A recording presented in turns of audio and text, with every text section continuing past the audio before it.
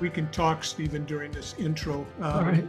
We're and people will hear this, but we'll be on YouTube as well. So look your best, all right? No messing around. I try to look my best, but it doesn't always work. I hear you. Welcome everybody to Seniors,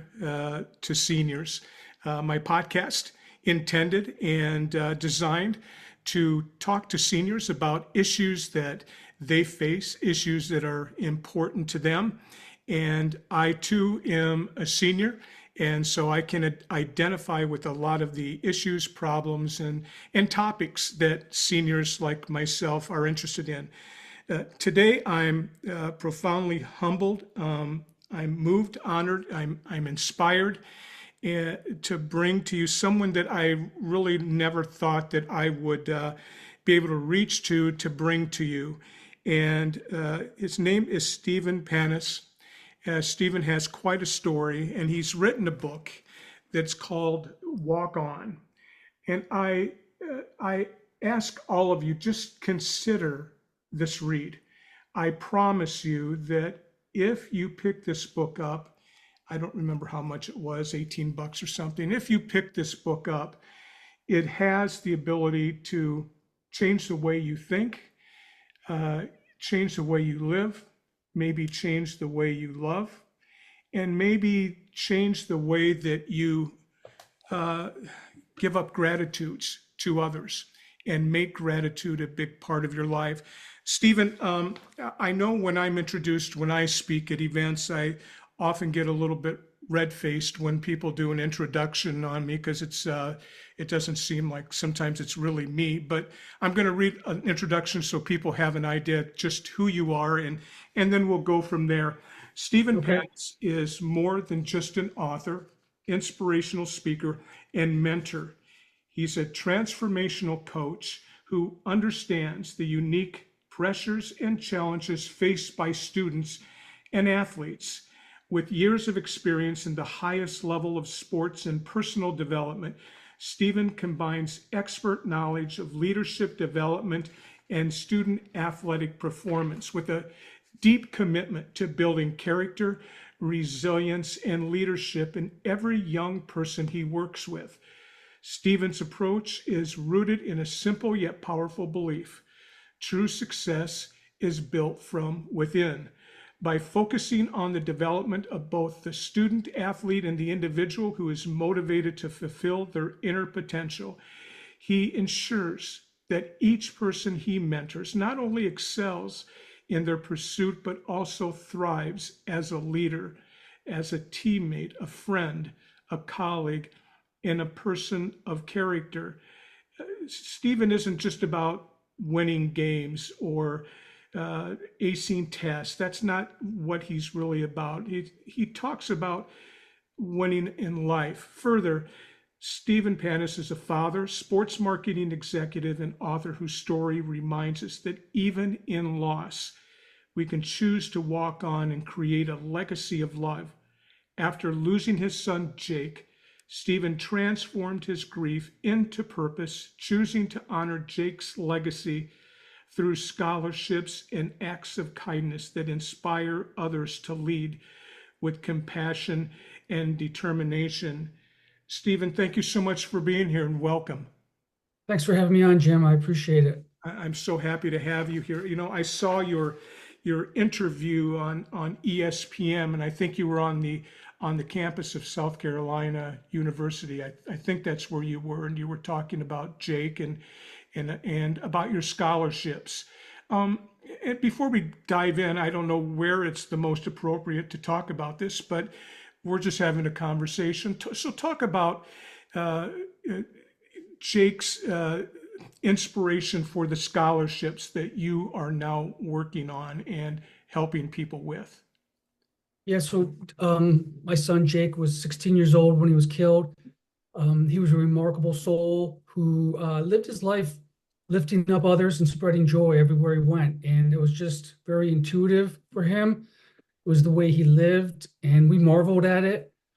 And so when we lost Jake, we knew we didn't need any more flowers. We were getting plenty of those. And my wife and I just, as messed up as we were in those days following the tragedy, we just asked ourselves, what would Jake want? And we knew right away that Jake would want to help others, and most especially children. And so that led to the launch of the first scholarship, which was to help young children, Lakota children in Pine Ridge Indian Reservation, where Jake had spent the summer before with his church youth group on a mission trip, helping them learn to read and write and learn life skills and just have fun with them. And Jake came home from that experience moved and inspired, but also upset with the inequalities that he witnessed, and he wanted to do something about it. And so we thought it was only appropriate that we do something about it in Jake's name and honor. And so there's now a college scholarship at Red Cloud Indian School. This is one of the poorest areas in our country. We've awarded 3 scholarships there in the last 5 years to children that come from a particular area on the reservation called Red Shirt Table, which is where Jake went and specifically helped those children as part of his church mission trip. Months later, after establishing that scholarship, Jake's goal and dream was to get to the University of South Carolina. It's where I went to school, so he wanted to follow in my footsteps and be a Gamecock, and grew up watching the games with me, and it was a special bond that we had. And so I felt a responsibility as his father to make sure that Jake got there. Yeah. And we launched the Jake Panus Walk-On Scholarship in partnership with Coach Beamer and the football program there. We've awarded 5 scholarships in the last 5 years there. I'm actually going down in 2 weeks to meet the 5th recipient at a scholarship dinner that I'll speak at, and that's been very fulfilling. And most recently, we just launched the 3rd leg of the Jake Panus Walk-On Scholarship to the Stool, and that's here locally in Bridgeport, Connecticut, where next town over from where we live. And it's a partnership with a Boys and Girls Club and a youth football program, grades 4 through 8. Inspiring those kids to stay involved in the Boys and Girls Club through high school and work hard and both on and off the field, and rewarding them with college scholarships as well. So 8 scholarships in 5 years, many, many more to come. All of them are endowed. They'll live forever, just like Jake's love and light and spirit. Boy, it just it continues to grow, doesn't it? I mean, It does, through the generosity of so many people, from friends to strangers. People from all over the world have contributed to each one of these scholarships, and it's meaningful. It's yeah, very, very meaningful as a bereaved father to know that people care that much. People want to help, and it ensures that Jake continues to live on. I tell each recipient that I meet, and I meet all of them, and have relationships with many of them, that they now carry a part of Jake with them in their heart, and they take it seriously, and they understand that, and that's powerful. And Thich Nhat Hanh, who's was a Buddhist philosopher, a great one, often talked about inner being, and he often said that when they die, we die, but when we live, they live, and that's kind of the mentality that we bring to it. yeah, yeah. Well, I'm so thankful that you're doing, what you're doing. Was the reservation in New Mexico? Where was Oh, the it's in South Dakota. South Dakota? Okay, Yeah, Pine Ridge Indian Reservation. okay. I Beautiful never. part of the country. Yeah, Liam and I went out there for the first, Jake's little brother, went out for the first graduation and awarded the first 2 scholarships. And it's a beautiful place. There's abject poverty there, yes. which is hard to see. Yeah. But they're beautiful people, and the natural setting is gorgeous. They've just been deprived greatly and Sure. neglected. And hopefully, we each have to do our own measure to help each other, right? And so this is our small step for each child we can send to college. It's changing a life, hopefully changing a family, a community, and ultimately a generation.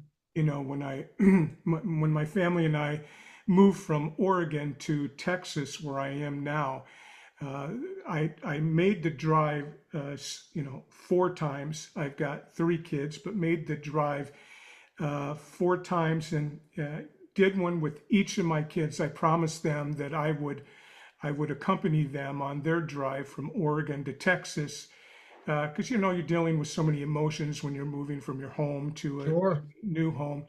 And I promised I would be with them, and did that drive. But I mention that because part of that drive was driving through New Mexico and the Indian reservations in New Mexico. And you talked about, you talk about poverty and uh, people that were dealt a bad deal, just, Yep. a bad deal. And, uh, I recognize that as well. People won't know this, but I'll mention it that Stephen and I are recording this today on 9/11, and it wasn't planned. It just, I think, fit both of our schedules that we could meet today. But this recording is happening on 9/11, and of course, just yesterday, a terrible tragedy where Charlie Kirk was assassinated and murdered. So, just want to mention one thing that I read this morning is that we honor 9/11 not with sorrow alone, but with the strength to carry forward what was lost. And that's a 9/11 uh, saying, so to speak, but I think it fits today as well, because Stephen, his family, uh, Jake's friends, everyone around him had to figure out how to carry forward what was lost. And that's exactly what they're doing. So, Stephen, talk a minute about, your journey. This journey began with profound loss. Can you share with my audience how transforming that pain into purpose, how it's shaped your outlook on life, and especially as one that shapes other people with what you're doing? So, what does that look like? Well, it's not something that happens overnight, that's for sure. It took me um, 2 years before I even felt like I was standing on solid ground again. And I struggled to find purpose and meaning in the days and months and year after Jake was taken from us. So it's a very dark experience, and grief is relentless. You question everything when something like this happens. I mean, one minute Jake was there, and the next minute we get a phone call from a doctor telling us they just pronounced our son dead, and literally everything goes black. Yeah, You don't know what to trust or believe anymore. Your faith is questioned. Um, you're just blown to smithereens. It felt like someone reached into my chest and grabbed my beating heart right out. That's how it felt, and it took a lot of therapy, took a lot of faith. I never gave up hope. I felt helpless at times because there was nothing I could do to make my wife feel better, or Jake's little brother Liam. Nothing. yeah, And there's nothing anybody can say to make you feel better. That's yeah, the hardest part. yes, Um, but what I've learned in the process is that there are things that people can do. They can show up. And showing up is critical because we can fake a lot of things in life, but you can't fake showing up. And I tell people now, Jim, that because grief is such a foreign, stigmatized topic, we don't want to deal with it. It hurts, it's painful. I tell people, like, don't worry about what you say. Just show up, because you're not going to be able to say that there is no right thing that's going to all magically silver bullet that's going to make someone feel better. But showing up will. It shows that that they're loved, you care about them, you want to be there and support them. They know you don't know what to say. They yeah, don't even know what to say. yeah. And they don't know how to respond either, right? Right. Nobody knows. Yeah, so you show up for them. You do things for them. You don't ask. We had people mow our lawn for months. We had a food train that lasted a year and several months, with a meal showing up at our house every night, day after day after day. We had people walk our dogs. Just acts of kindness, right? Generosity. And for me, getting out of it was multiple things. One, I mentioned earlier, therapy. We found a great grief therapist who specialized in grief. We needed somebody individually and collectively in order to survive this. It was a really rough stretch of time. First 2 years, at different points in time, either my wife, Kelly, or Jake's little brother, Liam, wanted to live. Yeah, And so I was focused on making sure I didn't lose anybody else in this process. Collective survival was my purpose, I guess you could say, for the first several years. And then I went to the University of South Carolina in September of 2021, so a year and a month into this, and I awarded the first scholarship. And Coach Beamer gave me an opportunity to speak to the team, and 7:45 in the morning, and it was very emotional. yeah, I'm not a public speaker by trade. I was always in the background, and it felt like I stood up before that team and the whole coaching staff and kind of talked from what I thought Jake would want to share with them. And also, I felt like Jake was holding me up because inside I was shaking. I was incredibly nervous. I didn't know exactly what to say, so I just spoke from the heart and spoke again, like I said, with what Jake would want me to say, Yeah. and tried to connect with these young men. And when I awarded that first scholarship, and the young man Matthew Bailey came forward, we hugged. Some of Jake's friends said he even looked like Jake a little bit with his haircut. And but I saw in his face when he approached me joy, and I saw Jake in his smile, Hmm. and it was very profound. And it was in that moment that I realized that this is maybe what I'm supposed to do. And I realized the profound healing power of kindness, generosity, gratitude, helping others. And I started to build momentum off of that. And it wasn't just giving away scholarships, it was connecting with people in meaningful and impactful manner. Sure. And life-changing things. You're that story when you're up front and then, he approaches you doesn't sound a lot different than someone that's meeting someone who gave them a heart and a transplant. Yeah. It's a profound, moving moment, and this is different for you, but it's profound as well. I can understand that somebody was holding you up. Somebody was keeping your knees from buckling and Yeah. and falling, obviously. And people come to us in a lot of different ways, but that's beautifully described. Stephen, in your book, you talk about the concept of rewriting our stories. You've definitely rewritten your story, right? I mean, this isn't where you thought you would be sitting, when this happened.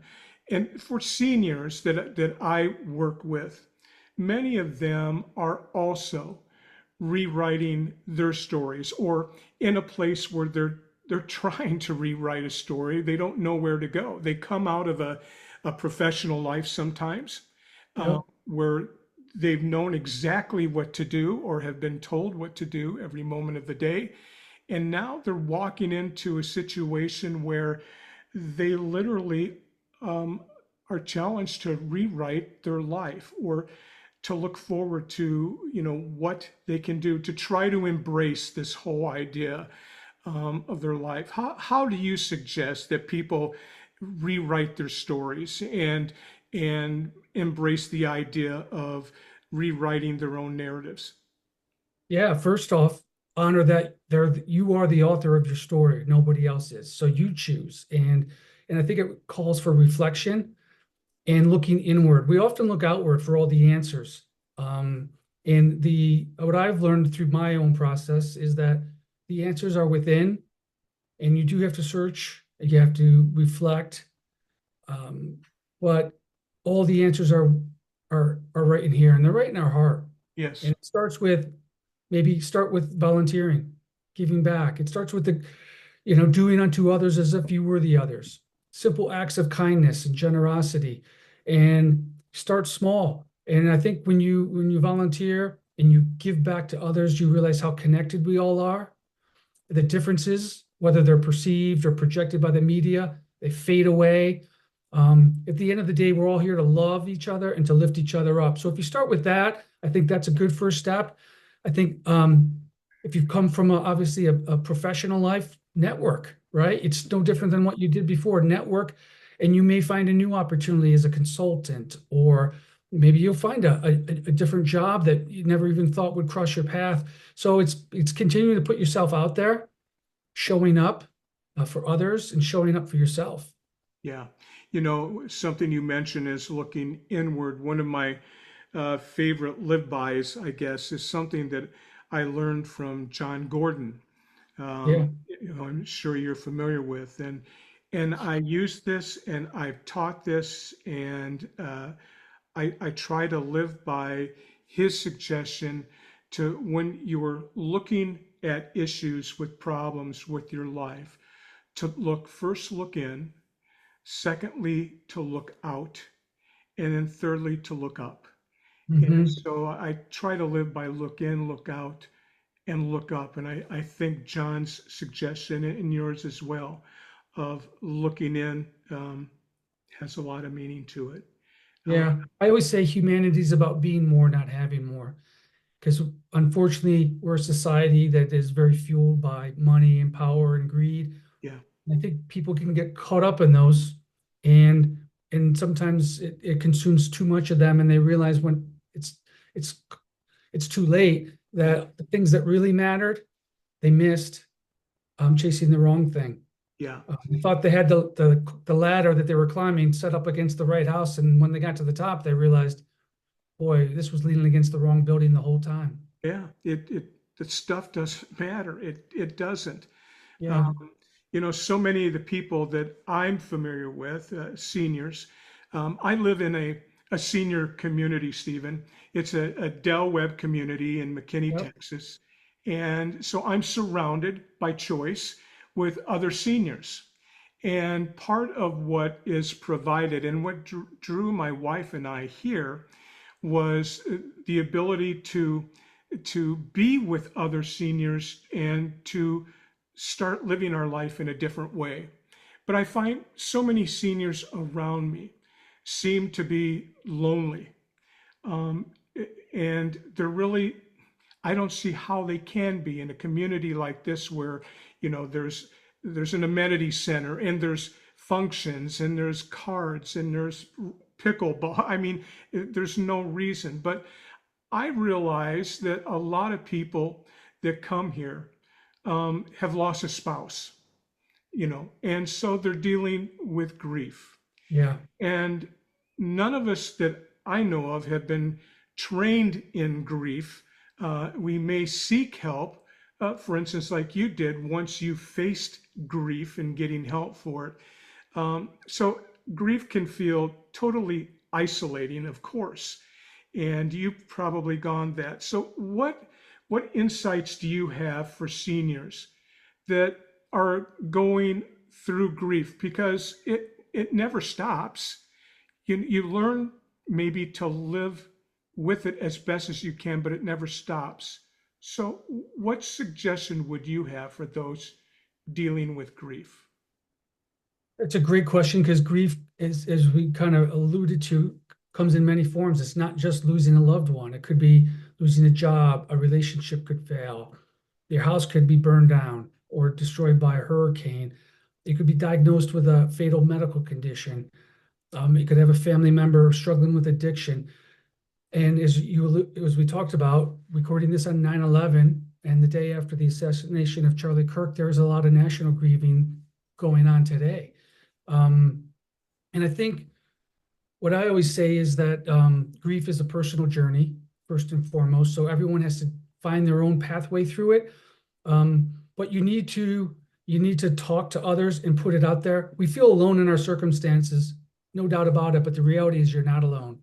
And I've learned that our vulnerability is actually our strength. So if you can be vulnerable and share with someone that I'm having a hard time with X or I'm lonely, you know, and understanding that it's okay not to be okay. It's okay to feel down. It's okay to feel depressed. It's okay to not want to get up out of bed.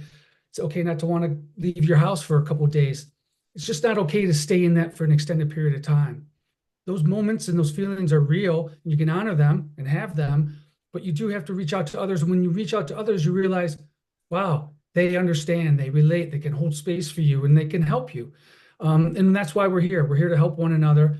But if we don't say anything, how can someone help you? If someone has no idea what's going on inside, you can't hold it in. Like you said, it will eat you up, Yes. and it's not going anywhere. You can move, change locations, move across the country. Guess what? There's grief knocking on your door. Hi, thought you ran away from me? No, I'm right here. So Yeah. you have to confront it head on. And I when I talk, I use this analogy. The Native Americans and the Plains Indian tribes revere the bison. And one of the reasons is because the bison is the only known animal that will go directly, when a storm arrives, they don't run away from it. They turn and go directly through it, head on. And they go through it because it's the shortest way through. And I think if we as humans started confronting our problems, our grief, our struggles, our hardship, our adversity head on and go straight through it, we realize that it is the quickest way out.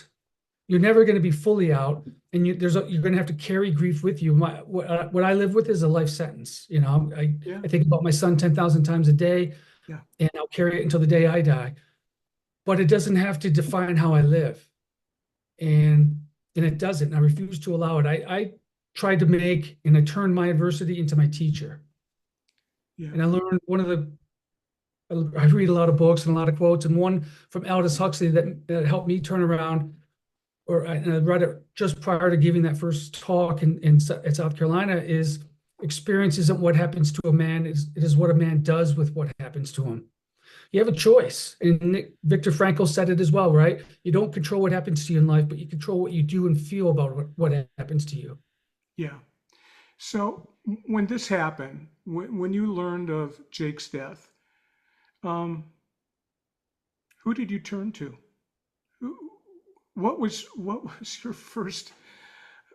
What did you seek immediately when that happened? Who did you turn to for help? I know you mentioned that you had, a grief counselor that helped you, maybe later on, not immediately, but in that moment, who did you turn to? I turned to God, Yeah, and started having, very clear conversations with him. I describe it like this. I felt like if I was sitting on a globe and my feet were dangling, I was that close. I felt that close to God in that moment, trying to understand um, what happened. I blamed myself, I wasn't even there. yeah, But that's natural. yes, Since I've since learned. But also as a father, right? My job was to protect yeah, my family, to provide for my family, to love my family. And my son died. And so I felt like I failed, even though he was another state away and being watched over, or supposedly being watched over by another adult that I entrusted his care with. But I leaned on God in my relationship, with him. And it was, there was hard questions that were asked. You question your faith, like I said, your belief system, your values, your morals. Does this even matter in life? I did all these things, and it's a very dark feeling. But it literally was a fight day to day to just carry on, wake up the next day. I didn't sleep a lot. I lost a lot of weight, but like I said earlier, I never gave up hope, which is critical. I never gave up faith. And I just took it one day at a time and and I now live my life. You asked me earlier, like, well, how's your life changed? Well, I live one day at a time. It's very hard to plan ahead. I um, I try to be present, fully present in the moment. I try to find little joys wherever I can, because there's a lot of hard triggers for me in this life that remind me of Jake. He left a very large footprint. He was an extrovert on steroids. He had lived in every time zone.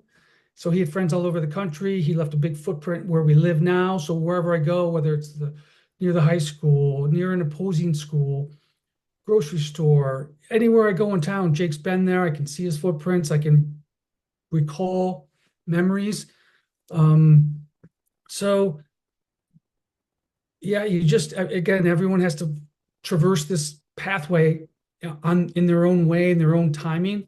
My wife and Liam and I all suffer the same tragedy, but we cope completely differently. We process differently. We're on three separate train tracks, and every once in a while we cross and intersect.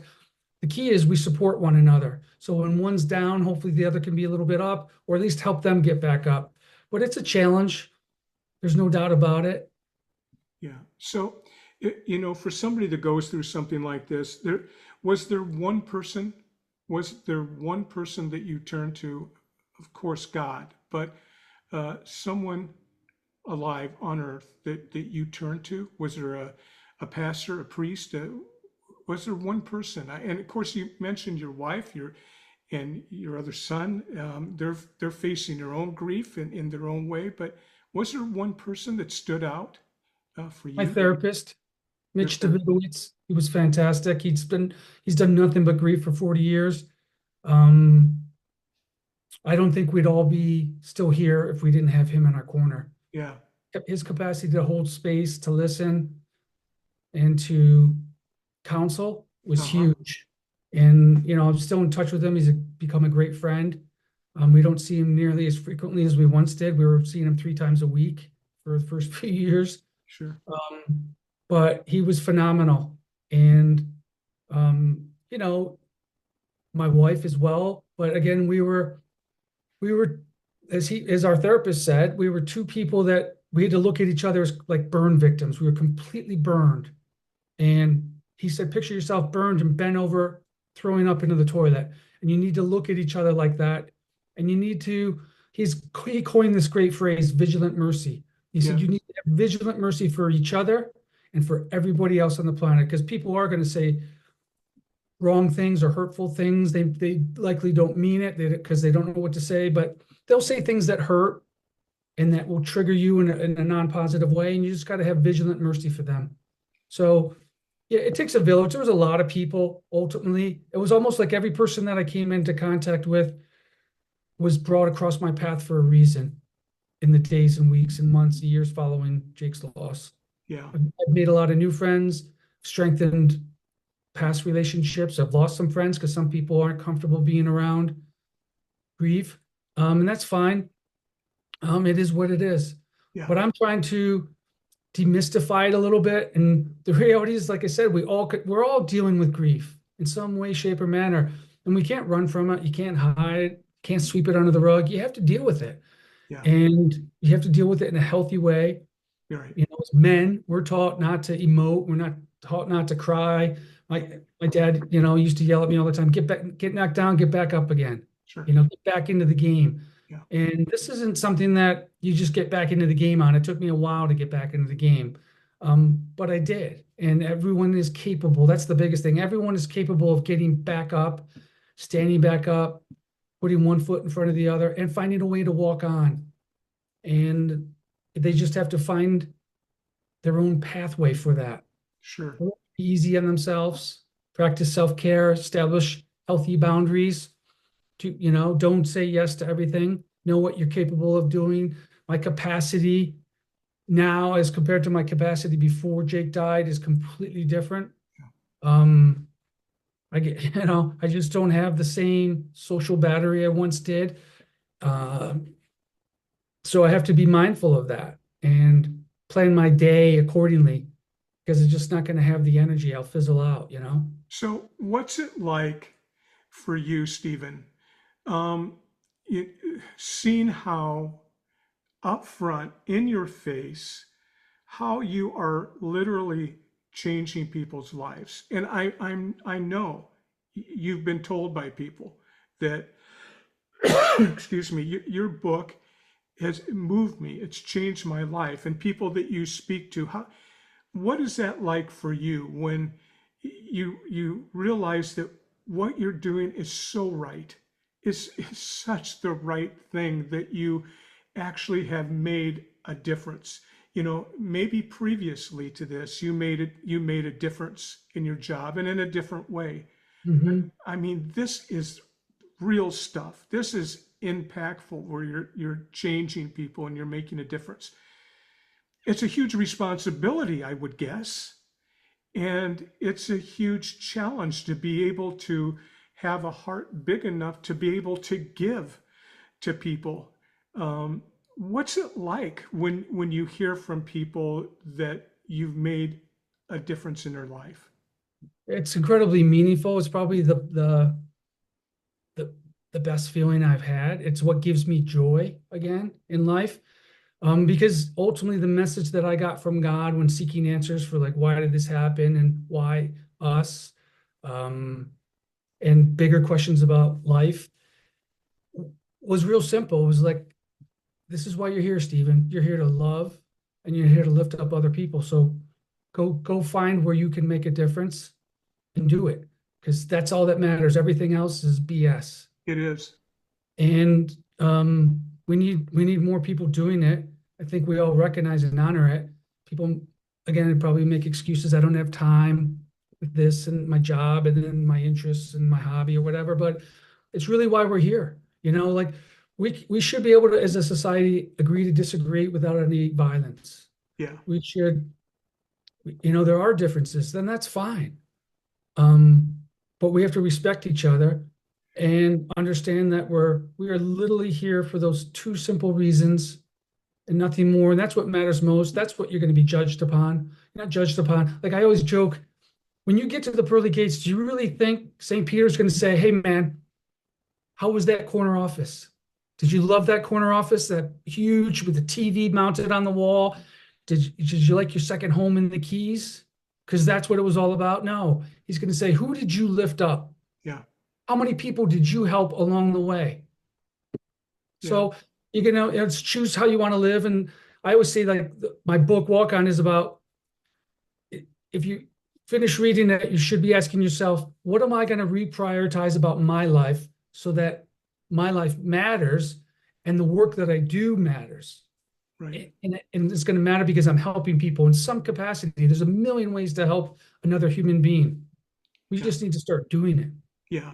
And I have notes all over my desk, for preparing to talk to you. One of the notes I have was on page 102, exactly what you said, that we're on earth to make a difference. And that's, what you said, and it's reflected in your book. And then on page 89, 88 struck me. And you don't have chapters in your book. That's maybe another conversation for another time, but you don't have chapters. But if you did, in what would be chapter 11 on page 88, as you said, the little things are the big things.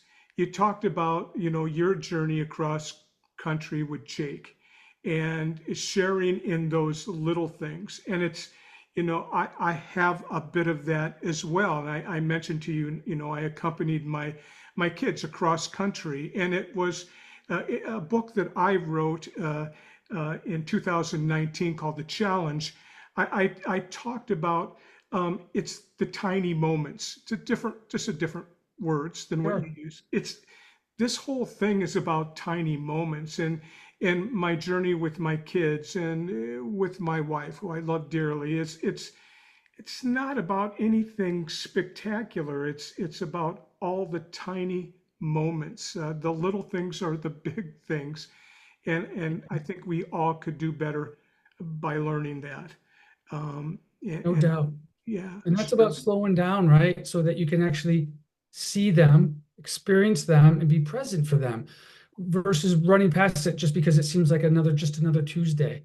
But that laugh you heard on Tuesday morning, you might wake up on Wednesday morning and that person's no longer there.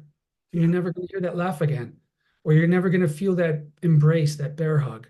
yeah, It truly is the little things, and not just the joyful things. You're going to remember the silly things, or the outrageous that they once did, or their own quirks and mannerisms, and truly the little details matter most. You're not going to remember the big moment that they won the state championship. That in 15 years doesn't really matter anymore.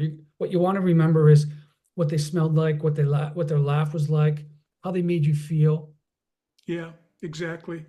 You know, uh, Something that I taught, I'm in a real estate business and owned a real estate brokerage, had 30 agents that work with and for me.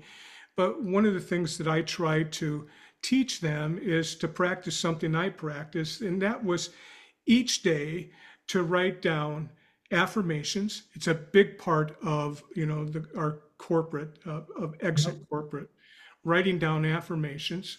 So each day when I was working, and I would suggest to people to write down 10 things, that affirmations, because the subconscious doesn't know any better. If you tell it, it's going to believe it.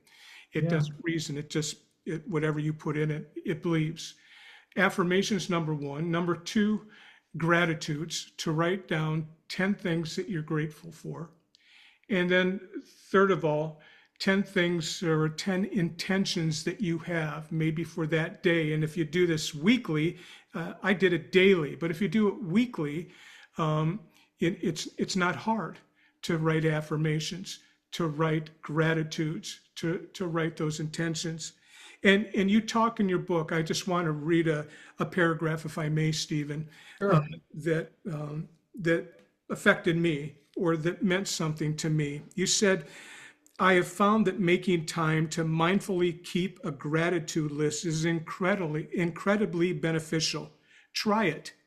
Commit to writing down one original thing you are grateful for each day for 30 consecutive days and check in with yourself and your list after 1 month. Are you happier? Are you living more in the present moment? Are you more capable of seeing the good versus being bogged down by the negative? Do you appreciate what you have versus what you lack?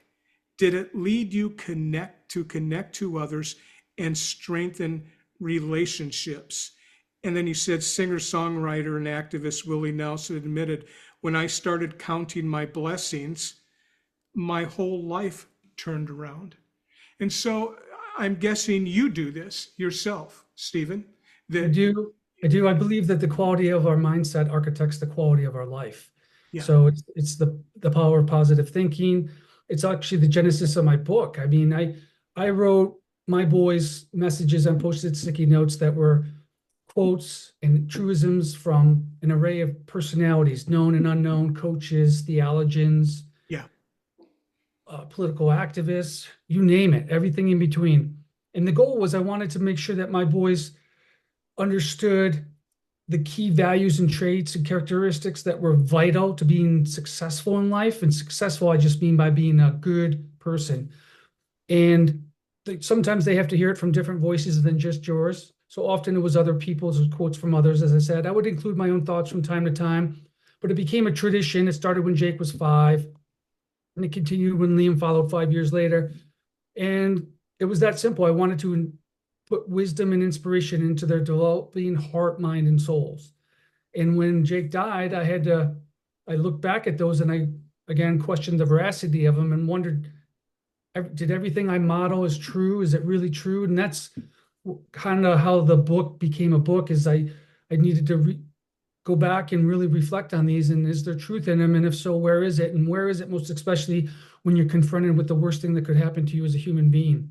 yeah, And in doing that exercise, I found truth in them again and was able to remember moments with Jake and Liam and how that value or characteristic or trait applied to life in my life today. And they're all about things, like you said, from generosity to gratitude to integrity, to perseverance, yeah, to honor, to respect. yeah.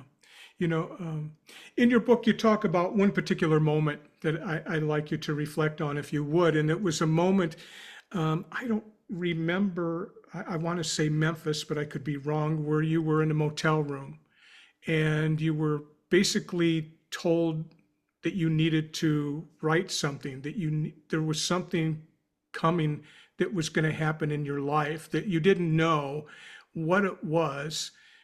You know what I'm talking about. Could you describe that moment and its meaning and how it led to this book that you weren't planning on writing? Obviously, you weren't planning on Jake, passing.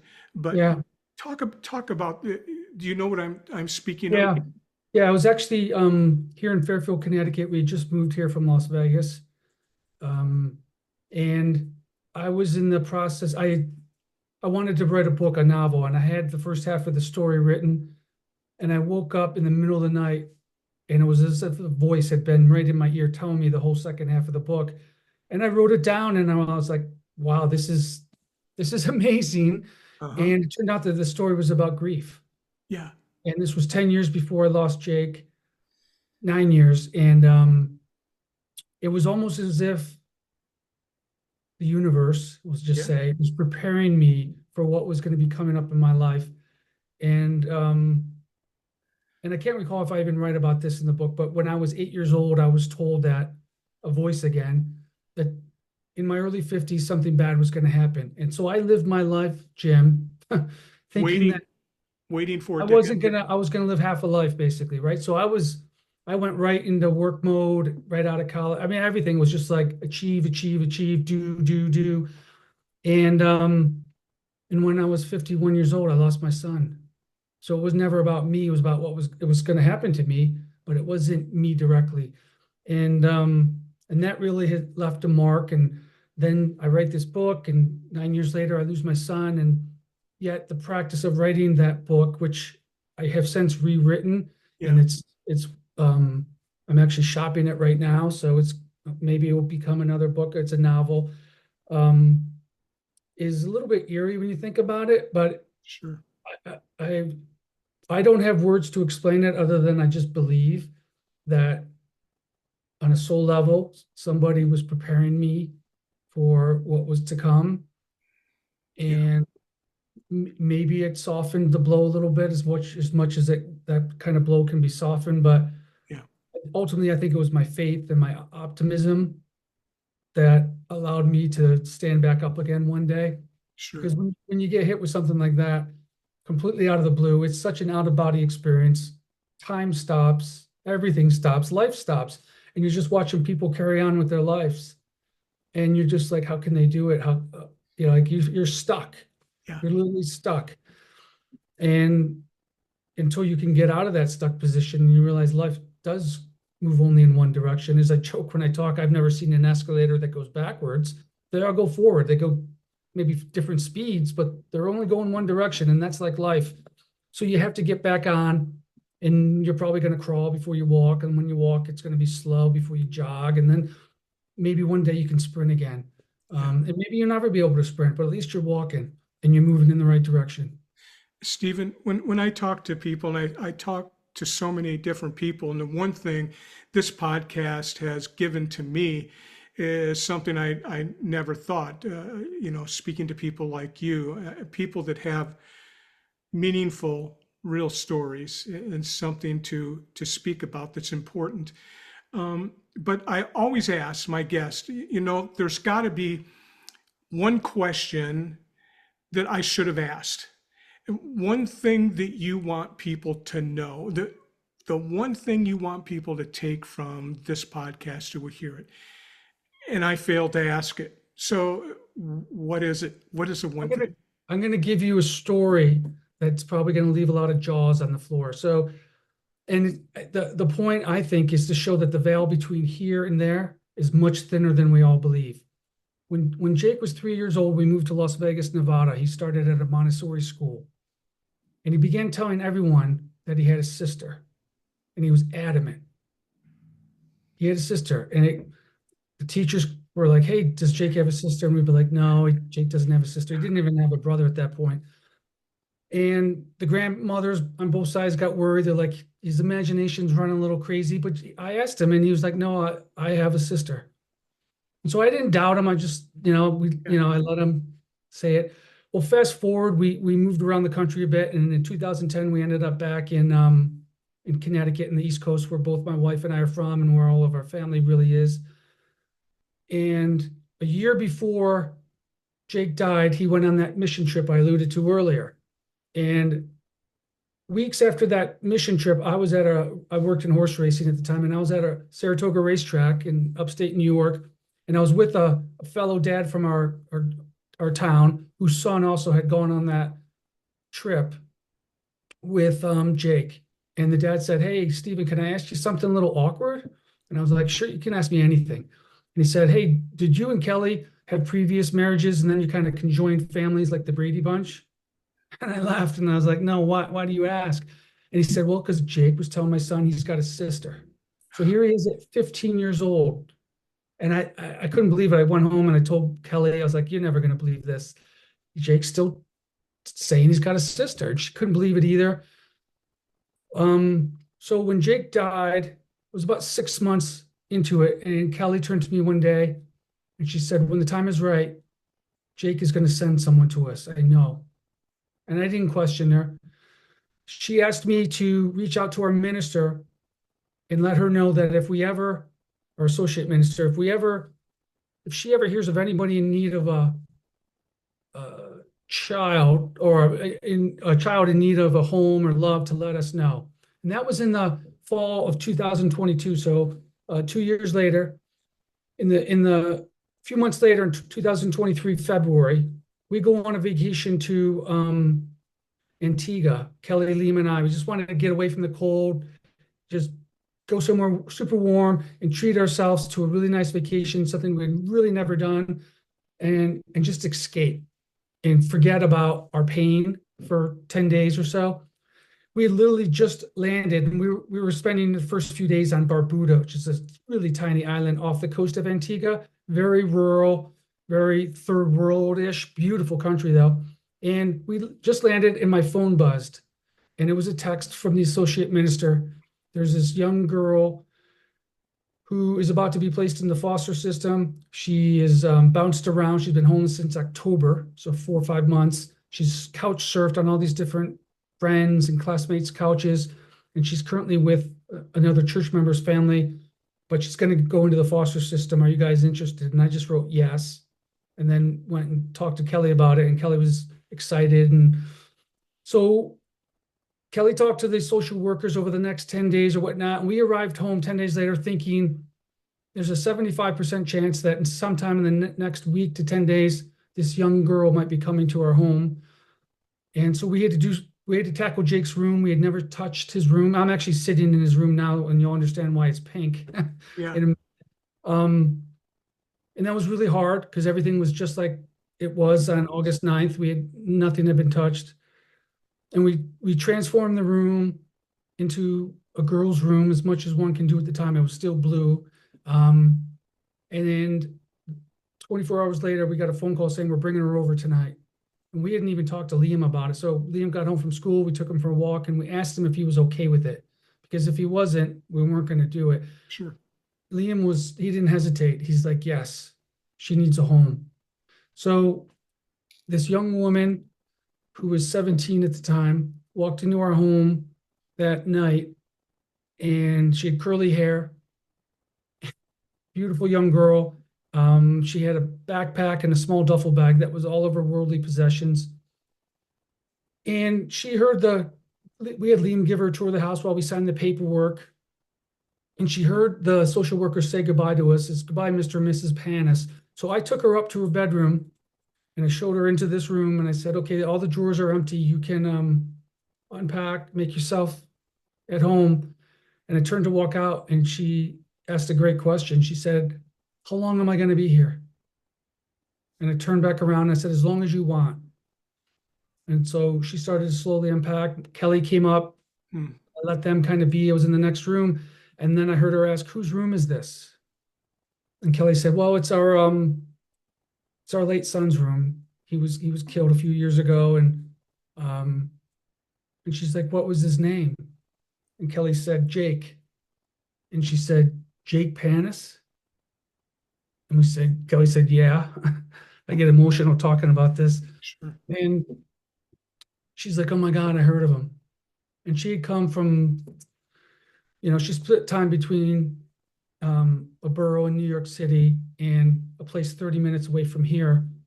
And she had heard of him because, again, he left that large footprint. She had never met him, but she knew of him. And it turns out that she does things that make Kelly and I stop in our tracks and say that's exactly what Jake would have said or did, or the face he would have used. And she, as I said, she's got curly hair. Jake had beautiful curly hair. They're both lefties.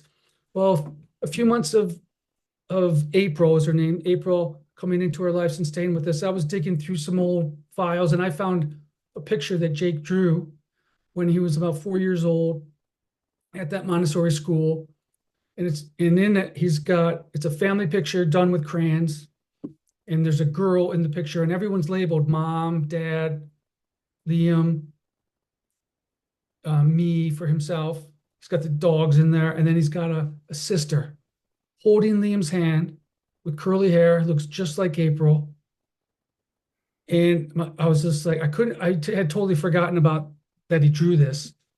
And so we feel like, again, what Kelly said, Jake will send someone to us at the right time. He sent us his sister. She was born 2 years after Jake.